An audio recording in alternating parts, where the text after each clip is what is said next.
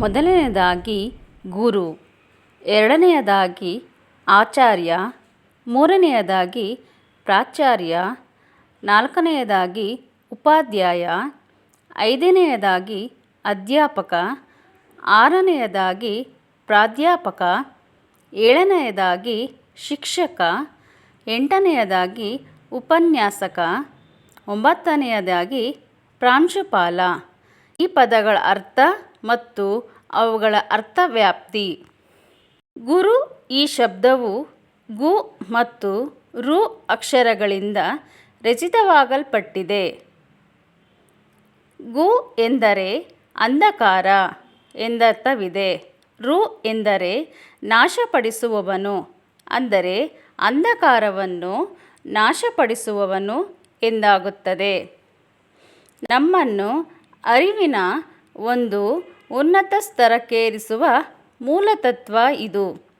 ಈ ಪ್ರಾಪಂಚಿಕತೆಯಿಂದ, ಭ್ರಮಾತ್ಮಕ ಬದುಕಿನಿಂದ, ಮಾಯೆಯಿಂದ, ಅಜ್ಞಾನದ ಅಂಧಕಾರದಿಂದ ಜ್ಞಾನದ ಬೆಳಕಿನೆಡೆಗೆ, ಸತ್ಯದೆಡೆಗೆ ನಮ್ಮನ್ನು ಕರೆದೊಯ್ಯುತ್ತದೆ. ಇದರ ಮೂಲ ರೂಪದಲ್ಲಿ ಈ ಗುರು ಪರಂಪರೆಯ ತತ್ವವು ಭೂಮಿಯಲ್ಲಿನ ಒಂದು ದೈವಿಕ ಮೂರ್ತರೂಪ, ಅಂದರೆ ಋಷಿಮುನಿಗಳು, ಸನ್ಯಾಸಿಗಳು, ವಿರಕ್ತರು, ವಿರಾಗಿಗಳು, ಸಾಧು ಸಂತರು, ಮಹಂತರು, ಪರಮಹಂಸರು ಎಂದಾಗುತ್ತದೆ. ಗುರು ಭೂಮಿಯ ಮೇಲೆ ಮೂರ್ತಿಭವಿಸಿರುವ ಅತಿಭೌತಿಕ ಶಕ್ತಿ ಹಾಗೂ ಅತ್ಯುನ್ನತ ಮಟ್ಟದ ಅಂತಿಮ ಸತ್ಯದ ಪರಮಶ್ರೇಷ್ಠವಾದ ಪಾರಮಾರ್ಥಿಕ ಜ್ಞಾನವನ್ನು ಹೊಂದಿದವ. ಒಬ್ಬ ಉತ್ತಮ ಗುರುವನ್ನು ಪಡೆದುಕೊಳ್ಳುವುದು ಆತ್ಮಜ್ಞಾನವನ್ನು ಹೊಂದಲು ಒಂದು ಪೂರ್ವ ತಯಾರಿ ಎಂದು ಹೇಳಲಾಗುತ್ತದೆ. ಒಂದು ಮಾತಿದೆ, ಸಾವಿರಾರು ಸೂರ್ಯರು ಹುಟ್ಟಿ ಬಂದರೂ ಕೂಡ ಹೃದಯದ ಒಳಗಿನ ಅಜ್ಞಾನದ ಗಾಢಾಂಧಕಾರವನ್ನು ಹೋಗಲಾಡಿಸುವುದು ಸಾಧ್ಯವಿಲ್ಲ. ಇದನ್ನು ಕೇವಲ ಗುರುವಿನ ಅನುಗ್ರಹದಿಂದ ಮಾತ್ರ ತೊಡೆದು ಹಾಕಬಹುದು. ಹಿಂದಿನ ಕಾಲದಲ್ಲಿ ಒಬ್ಬ ಗುರುವು ಪುರದ ಹೊರಗೆ, ವನದಲ್ಲಿ, ಕಾನನದಲ್ಲಿನ ಆಶ್ರಮದಲ್ಲಿ ಅಥವಾ ಒಂದು ಗುರುಕುಲದಲ್ಲಿ ಅವನ ಶಿಷ್ಯರ ಜೊತೆ ವಾಸಿಸುತ್ತಿದ್ದನು. ವಾಸ್ತವವಾಗಿ ಭಗವಂತನ ಸ್ವರೂಪದಲ್ಲಿ ಗುರುವು ಭೂಮಿಯ ಮೇಲೆ ಪ್ರಾದುರ್ಭಾವ ಹೊಂದಿ ಒಬ್ಬ ಆರ್ತ ವ್ಯಕ್ತಿಯ ಆಧ್ಯಾತ್ಮಿಕ ನಿರ್ದೇಶಕನಾಗುತ್ತಾನೆ. ಗುರುವು ತನ್ನ ಶಿಷ್ಯರಲ್ಲಿ ಸುಪ್ತವಾಗಿರುವ ಆಧ್ಯಾತ್ಮಿಕ ಜ್ಞಾನವನ್ನು ಪ್ರಚೋದಿಸಿ ಜಾಗೃತಗೊಳಿಸುತ್ತಾನೆ. ನಮ್ಮ ಸನಾತನ ಪರಂಪರೆಯಲ್ಲಿನ ಕೆಲವು ಅತ್ಯಂತ ಪೂಜನೀಯರು, ಜ್ಞಾನಿಗಳು, ಪ್ರಭಾವಶಾಲಿ ಗುರುಗಳು ಯಾರೆಂದರೆ ಆದಿಶಂಕರಾಚಾರ್ಯ, ಶ್ರೀ ಚೈತನ್ಯ ಮಹಾಪ್ರಭು, ಶ್ರೀ ರಾಮಕೃಷ್ಣ ಪರಮಹಂಸರು. 20ನೇ ಶತಮಾನದಲ್ಲಿ ಯೋಗದ ಸಂಪ್ರದಾಯಗಳನ್ನು ಮುಂದುವರಿಸಿಕೊಂಡು ಹೋದ ಇತರ ಗುರುಗಳ ಹೆಸರುಗಳು ಈ ಕೆಳಗಿನಂತಿವೆ. ಶ್ರೀ ಸ್ವಾಮಿ ವಿವೇಕಾನಂದ, ಶ್ರೀ ಅರಬಿಂದೋ ಘೋಷ್, ಶ್ರೀ ರಮಣ ಮಹರ್ಷಿ, ಶ್ರೀ ಚಂದ್ರಶೇಖರ ಸರಸ್ವತಿ, ಕಾಂಚಿಯ ಋಷಿ, ಸ್ವಾಮಿ ಶಿವಾನಂದ, ಪರಮಹಂಸ ಯೋಗಾನಂದ, ಸ್ವಾಮಿ ಚಿನ್ಮಯಾನಂದ ಮತ್ತು ಹೇಸಿ ಭಕ್ತಿವೇದಾಂತ ಸ್ವಾಮಿ ಪ್ರಭುಪಾದ, ಇನ್ನಿತರ ಹಲವರು. ಬಹುತೇಕ ಜನರು ಗುರುವನ್ನು ತಮ್ಮ ಜೀವನದ ಅವಿಭಾಜ್ಯ ಅಂಗವಾಗಿ ಪರಿಗಣಿಸುತ್ತಾರೆ. ಎರಡನೆಯದಾಗಿ ಆಚಾರ್ಯ. ಆಚಾರ್ಯನು ಧಾರ್ಮಿಕ ವಿಷಯಗಳನ್ನು ಕಲಿಸುವವನು ಅಥವಾ ಬೋಧಕ. ಆಚಾರ್ಯ ಶಬ್ದವು ಒಂದು ಧಾರ್ಮಿಕ ಸಿದ್ಧಾಂತದ, ಪಂಥದ ಸಂಸ್ಥಾಪಕನನ್ನೂ ಸೂಚಿಸಬಹುದು. ಉದಾಹರಣೆಗೆ ಶಂಕರಾಚಾರ್ಯ, ರಾಮಾನುಜಾಚಾರ್ಯ, ಮಧ್ವಾಚಾರ್ಯ.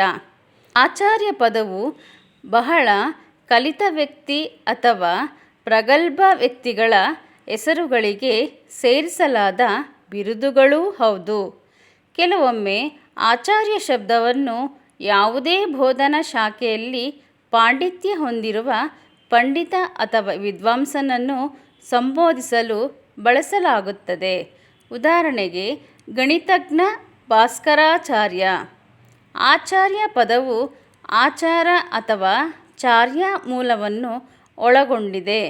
ಹಾಗಾಗಿ ಇದು ಅಕ್ಷರಶಃ ತನ್ನ ಆಚಾರದಿಂದ, ಆಚರಣೆಯಿಂದ, ನಡತೆಯಿಂದ ತನ್ನನ್ನೇ ಮಾದರಿಯಾಗಿಸಿ, ಉದಾಹರಣೆಯಾಗಿಸಿಕೊಂಡು ಕಲಿಸುವವನು ಎಂಬುದನ್ನು ಸೂಚಿಸುತ್ತದೆ. ಅಂದರೆ ಒಬ್ಬ ಮಾದರಿ ವ್ಯಕ್ತಿ. ಸನಾತನ ಹಿಂದೂ ಧರ್ಮದಲ್ಲಿ ಆಚಾರ್ಯ ಎಂಬುದು ವೇದ ಮತ್ತು ವೇದಾಂಗದಲ್ಲಿ ಪದವಿಯನ್ನು ಪಡೆದ ಒಬ್ಬ ಗುರುವಿನ ಔಪಚಾರಿಕ ಬಿರುದು. ಹಿಂದೂ ಸಂಪ್ರದಾಯದಲ್ಲಿ ಮೂವರು ಮುಖ್ಯ ಆಚಾರ್ಯರೆಂದರೆ ಆದಿಶಂಕರಾಚಾರ್ಯರು, ರಾಮಾನುಜಾಚಾರ್ಯರು, ಮಧ್ವಾಚಾರ್ಯರು. ಆಧುನಿಕ ಆಚಾರ್ಯರೆಂದರೆ ಶ್ರೀರಾಮಕೃಷ್ಣ ಪರಮಹಂಸ, ಸ್ವಾಮಿ ವಿವೇಕಾನಂದ ಮುಂತಾದವರು. ಮೂರನೆಯದಾಗಿ ಪ್ರಾಚಾರ್ಯ, ಪ್ರಧಾನ ಗುರು, ಆಚಾರ್ಯ, ಪ್ರಮುಖ ಗುರು. ನಾಲ್ಕನೆಯದಾಗಿ ಉಪಾಧ್ಯಾಯ. ಈ ಶಬ್ದಕ್ಕೆ ಹಿಂದಿನ ಕಾಲದಲ್ಲಿ ವೇದಾಂಗಗಳನ್ನು ತನ್ನ ಜೀವನೋಪಾಯಕ್ಕಾಗಿಯೂ ಕಲಿಸುವವನು ಎಂದು ಅರ್ಥವಿತ್ತು. ಯೋ ಅಧ್ಯಾಪಯತಿ ವೃತ್ಯರ್ಥಂ ಎಂದು ಮನು ಹೇಳಿದ್ದಾನೆ. ಉಪಾಧ್ಯಾಯನ ಹೆಂಡತಿಗೆ ಉಪಾಧ್ಯಾಯಿ, ಉಪಾಧ್ಯಾಯಿನಿ ಎಂಬ ಶಬ್ದಗಳು ಸಲ್ಲುತ್ತವೆ. ಕನ್ನಡದಲ್ಲಿ ಉಪಾಧ್ಯಾಯ ಕಲಿಸುವವನು ಶಿಕ್ಷಕ, ಉಪಾಧ್ಯಾಯಿನಿ ಕಲಿಸುವವಳು ಶಿಕ್ಷಕಿ ಎಂದೇ ಉಪಯೋಗಿಸುತ್ತಾರೆ. ಉಪಾಧ್ಯಾಯ ತನ್ನ ಜೀವನಕ್ಕಾಗಿ ವೇದಗಳನ್ನು, ವೇದಾಂಗಗಳನ್ನು ಕಲಿಸುವವನು. ಈ ಅರ್ಥದಿಂದ ಮುಂದೆ ಎಲ್ಲ ವಿಷಯಗಳನ್ನು ಕಲಿಸುವವನಿಗೂ ಈ ಶಬ್ದವೇ ಪ್ರಯೋಗಕ್ಕೆ ಬಂತು. ಟೀಚರ್ ಎಂಬ ಅರ್ಥವಿದೆ. ಐದನೆಯದಾಗಿ ಉಪನ್ಯಾಸಕ. ತಾನು ಅಧ್ಯಯನ ಮಾಡಿದ ವಿಷಯಗಳ ಬಗ್ಗೆ ಉಪನ್ಯಾಸಗಳನ್ನು ನೀಡುವ ವ್ಯಕ್ತಿ. ಉದಾಹರಣೆಗೆ ವೃತ್ತಿಯಿಂದ ಅಥವಾ ಆತನ ಬೋಧನಾ ಕರ್ತವ್ಯಗಳಿಗೆ ಸಂಬಂಧಿಸಿದಂತೆ ಒಬ್ಬ ಉಪನ್ಯಾಸಕ.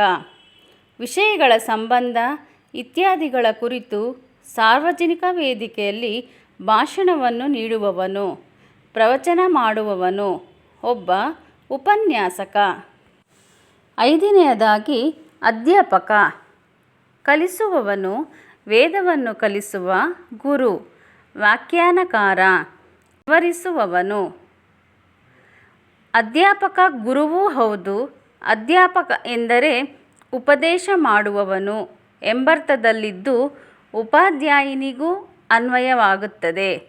ಎಂಥವರಿಗೆ ಉಪದೇಶ ಮಾಡಬೇಕು ಎಂಬ ಬಗ್ಗೆ ಶಾಸ್ತ್ರಗಳಲ್ಲಿ ಕೆಲವು ಕಟ್ಟುಪಾಡುಗಳಿವೆ. ಆರನೆಯದಾಗಿ ಪ್ರಾಧ್ಯಾಪಕ. ಮುಖ್ಯ ಅಧ್ಯಾಪಕನಿಗೆ ಪ್ರಾಧ್ಯಾಪಕ ಎಂದು ಕರೆಯಲಾಗುತ್ತದೆ.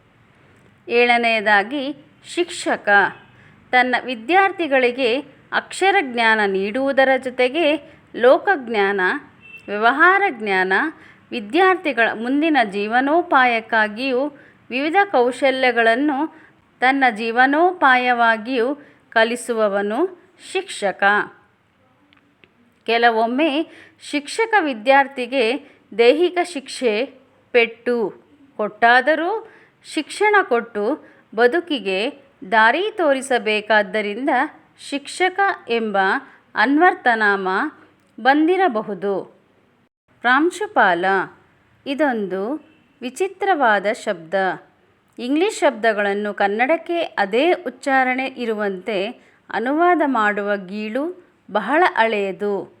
ಪ್ರಿನ್ಸಿಪಾಲ್, ಪ್ರಾಂಶುಪಾಲ ಅದೇ ರೀತಿಯದು.